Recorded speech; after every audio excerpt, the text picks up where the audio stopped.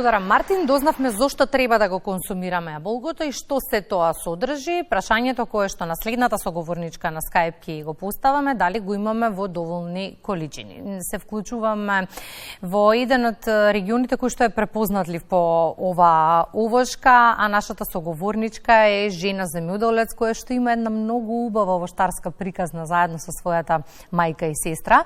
Ја имаме на Skype Ана Лабор, па посакувам добро утро од еден од најубавите региони во Македонија. Добро утро, Ана. Добро утро, Кристина од Преспа.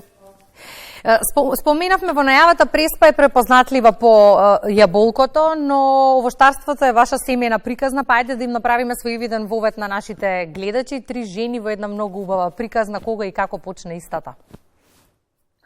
Така е, нашата приказна е почната уште пред 60 години, кога предците почнале да се занимаваат со јаболкопроизводство.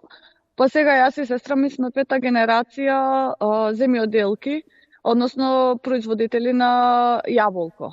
Меѓутоа, во 2018 година нашата приказна доби една сосема нова насока, односно ние почнавме да се занимаваме со агротуризам.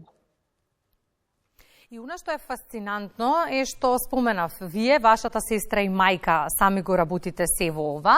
Велите, ова е женска фарма, под женско раководство, тука сме главни ние жените, но мажите работат и за тоа се честно платени, нели? Така е, така е. И пред некој ден го одбележавме денот на руралната жена, па сакам малку да проговориме токму и на оваа тема, бидејќи се занимавате со години со овоштарство. Жени земјоделци има во приказната и ги имаме во Македонија, но какви се реакциите? Какви беа реакциите, да речеме, од вашите колеги мажи, кои што пред години и години дознаат дека токму вие сакате да се занимавате со земјоделство? Пред какви предизвици се исправени жените во агробизнисот?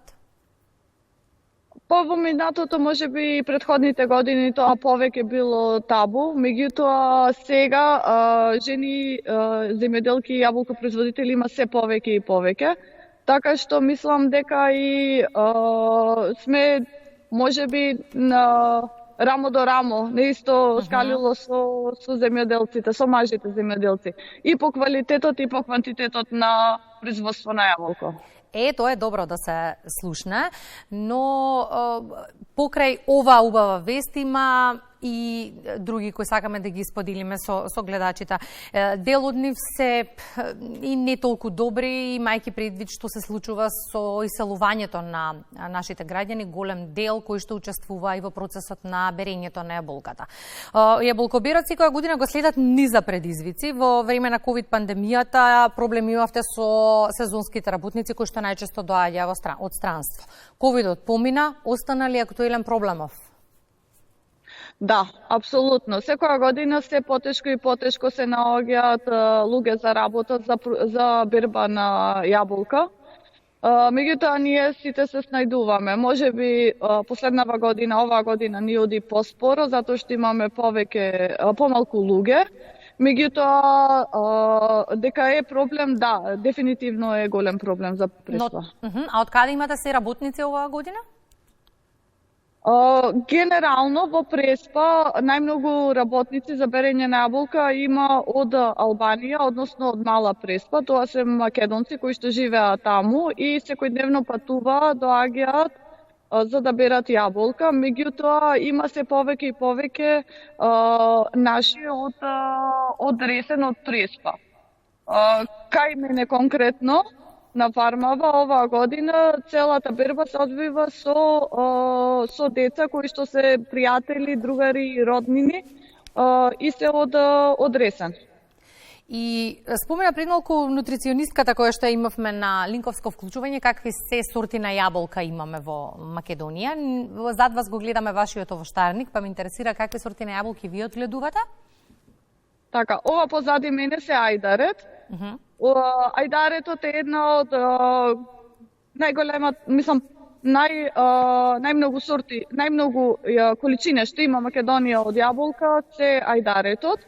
Меѓутоа, освен ајдарет, ние имаме црвен делишес, имаме муцу, чадел, јонаголд, кожарка. Колкав е приносот, Ана, годинава? Влијаат ли климатските промени на намалување на количините на јаболка од година в година? Да, апсолутно влијаат. Оваа година за мене лично и за поголем дел од преспани беше многу добра година, односно имаме многу голем принос. Така што од прилика по 1 хектар имаме околу 50 тони конзумно јаболко. А дали сте задоволни по која цена го продавате истото? Која е цената на килограм од купено јаболко оваа година? И ајде ќе ни кажете, бидејќи знам дека ги продавате не само во Македонија, туку и на странскиот пазар се извезуваат. Кои се пазари ви се отворени? Јас лично сум задоволна по која цена ги продавам, односно ајдаретот по 18 денари, цена која што е загарантирана, минимално загарантирана цена и со која што се движи на пазарот, а сортните јаболка се 20 денари. И јас се надевам... Да, не го правиме извозот, меѓутоа продаваме на лиценцирани трговски компании кои што тие го прават извозот. И сакам малку да го споменеме делот кој што лично мене најмногу ми се допаѓа. Како одлучивте од преспанското јаболко да направите една многу убава туристичка приказна?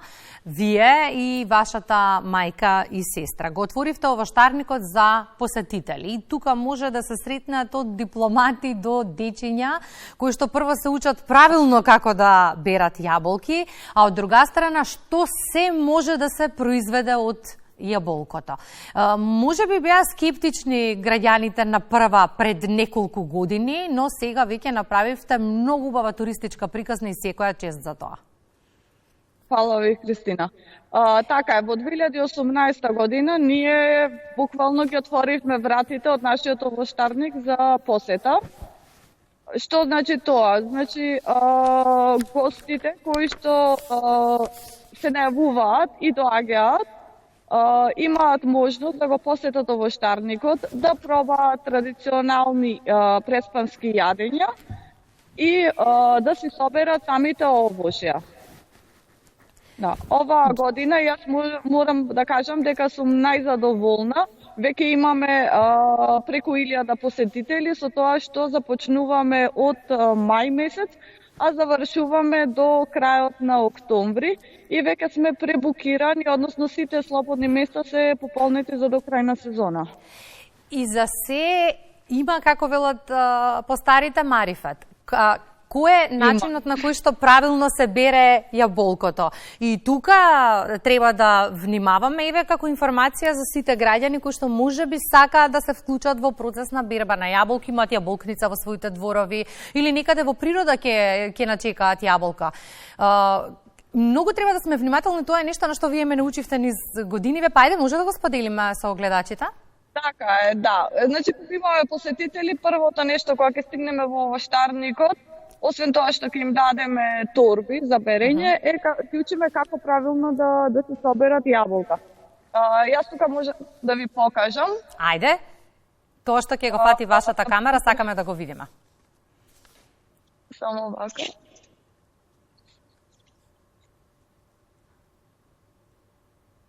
Од вашата десна, ето така, лева страна?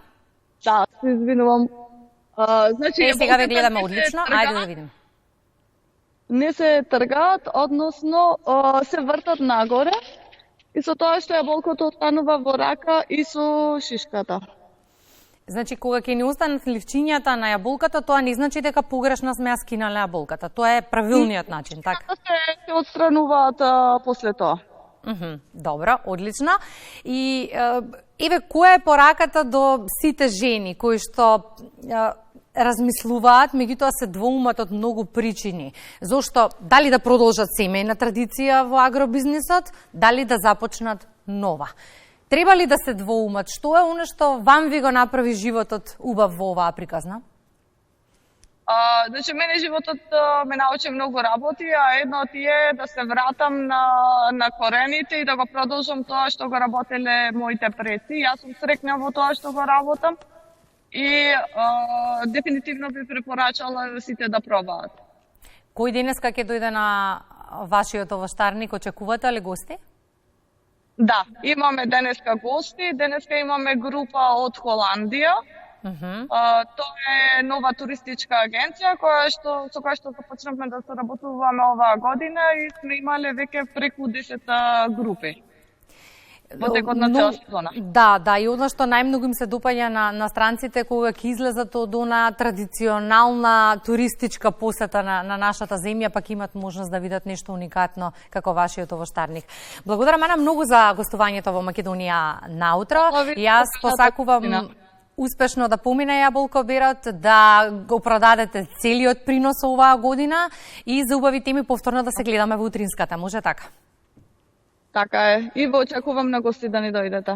Секако ќе дојдеме. Да, на вашиот ликер од јаболка, секако еве со целата екипа на утринската ќе се договориме да дојдеме. Благодарам многу, Ана.